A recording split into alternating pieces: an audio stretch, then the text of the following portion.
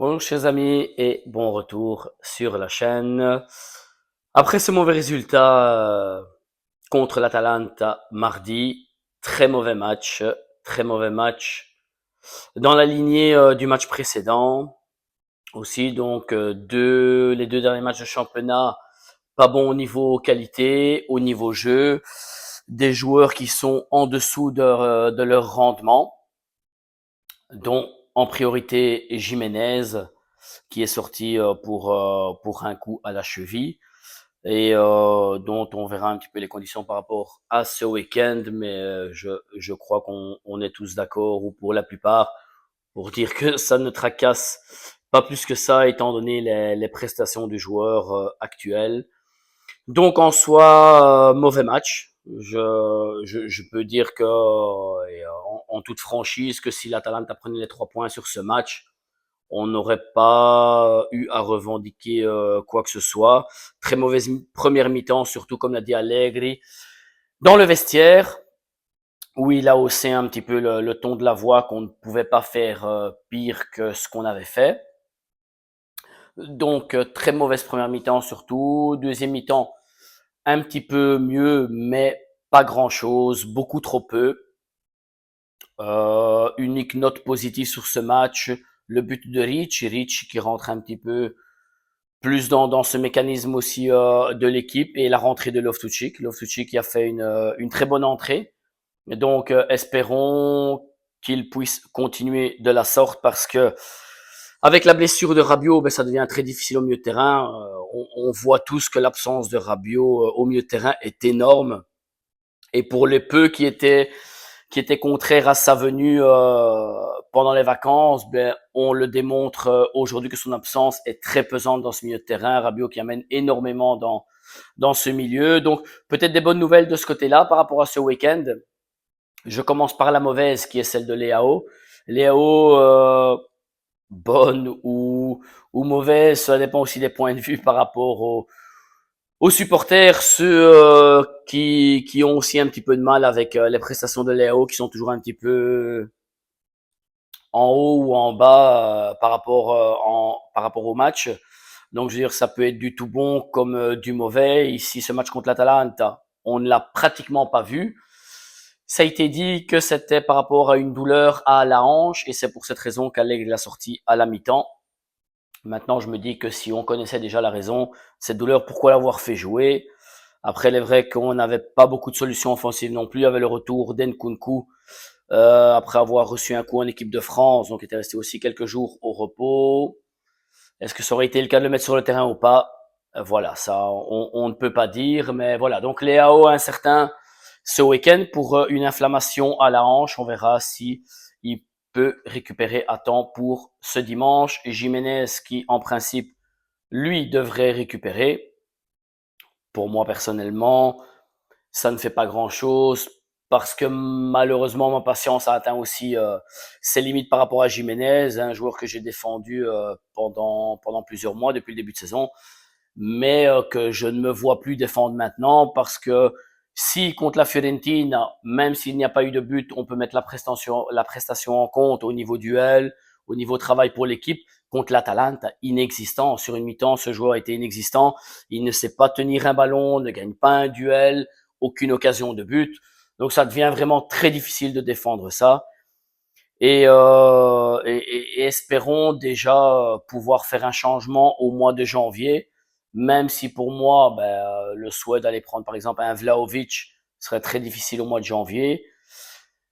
Pendant les vacances de juin, on verra d'ici là comment évolue la situation, parce qu'avec l'arrivée de Spalletti à la Juve, peut-être qu'un Vlahovic pourrait renouveler aussi. Donc voilà, on parle d'Icardi. Icardi, pourquoi pas, malgré qu'il a plus de 30 ans, mais c'est quand même quelqu'un qui sait mettre des buts, qui a de l'expérience, et à qui il ne faut pas 5 occasions pour en mettre une. Donc pourquoi pas prendre un Icardi au mois de janvier, vendre Jiménez, et investir une grosse somme pour un autre attaquant au mois de juin, puisqu'Icardi est en fin de contrat, je le rappelle, au mois de juin avec le Galatasaray. Donc ça serait via peut-être une petite indemnité au mois de janvier, qui pourrait rester éventuellement comme deuxième attaquant à partir de la saison prochaine, avec peut-être un retour de Kamada, ou que Kamada reste encore une saison prêté, parce que ce n'est pas évident à Lecce pour lui non plus.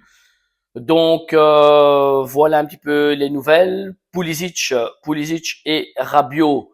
Pulisic pourrait peut-être être sur le banc ce week-end contre la Rome.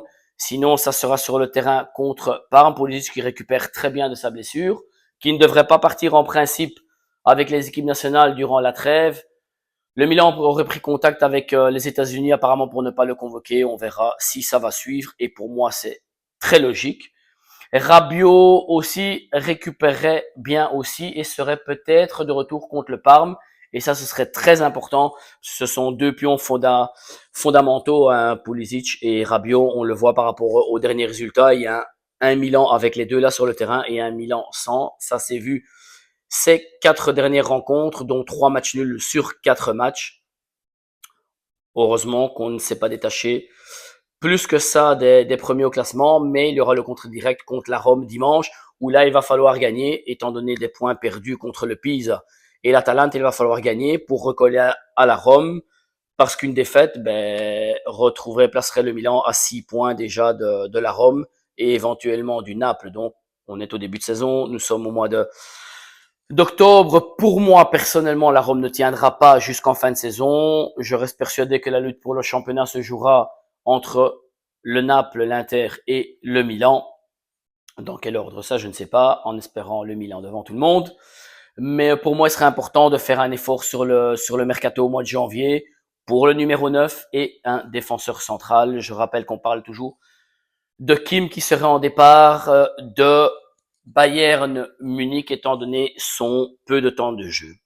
Dernière nouvelle avant de se laisser, puisqu'on se tiendra au courant d'ici dimanche pour le match contre la Rome.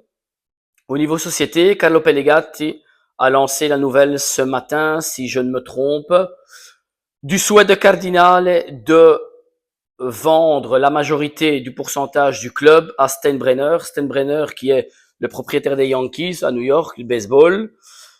Pas de bons échos par rapport à lui là-bas parce que depuis autant la reprise de son père, il y a des années, les années exactes, je ne peux pas vous dire, aux États-Unis, ça remonte à il y a longtemps, où c'est le papa qui a ramené ce club à être un icône au niveau mondial et à gagner sur ce sport. Ici, le fils fait différemment. C'est plutôt côté cardinal au niveau financier. Donc, je ne sais pas si c'est une bonne chose, mais ce qui serait une bonne chose, ça serait que des nouvelles qu'a donné Cardinal, ce serait qu'il y aurait une augmentation de capital dans le club d'1,5 milliard plus ou moins d'euros, qui serait en partie pour liquider le fonds Elliott, dont Cardinal doit encore plus de 600 millions, je pense, 500-600 millions si je ne m'abuse.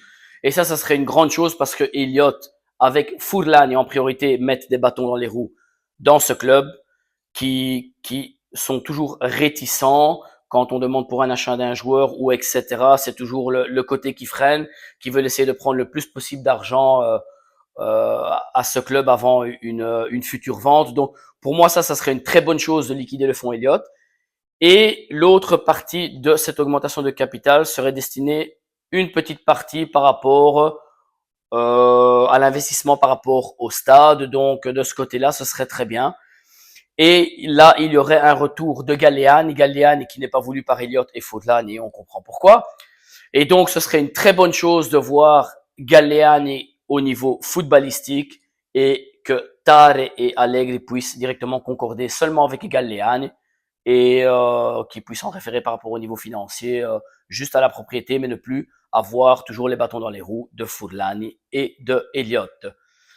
Donc voilà, ce sont les nouvelles de ces derniers jours. Je rappelle, si la petite vidéo vous a plu, un petit like, laissez-moi un petit commentaire, ça me ferait plaisir. Il n'y en a pas eu encore jusque maintenant.